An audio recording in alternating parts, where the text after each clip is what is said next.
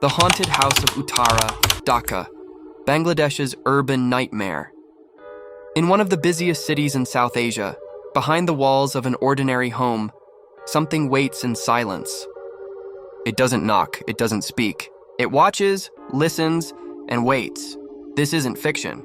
This is a real house, in a real neighborhood, where real families were forced to flee in terror.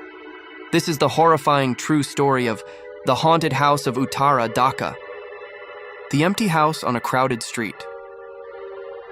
In Sector 13 of Uttara, one of Dhaka's more affluent areas, stands a house that no one lives in.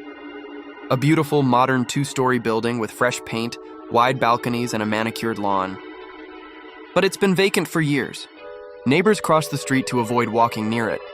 Even the local mosque's muezzin refuses to face that direction when calling for prayer.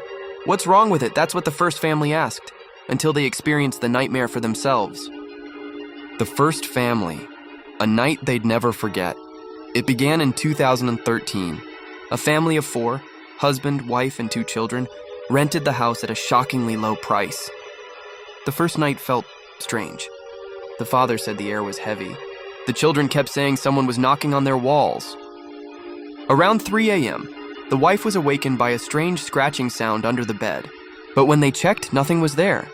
The next morning, their daughter began drawing pictures of a woman in white with black hair covering her face, someone she claimed was playing with her. The mother began waking up with bruises and nail marks on her back. And every time she entered the kitchen, the lights would flicker violently. On the 3rd night, things escalated. At exactly midnight, all the doors in the house slammed shut on their own. The television turned on to a black screen with no sound.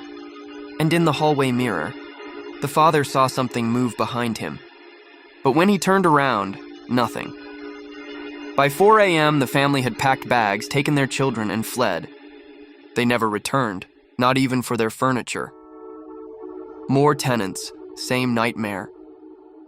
After that night, rumors spread, but the landlord continued to rent the house, always at a suspiciously low price. In 2015, 3 university students moved in, attracted by the cheap rent and location. They laughed.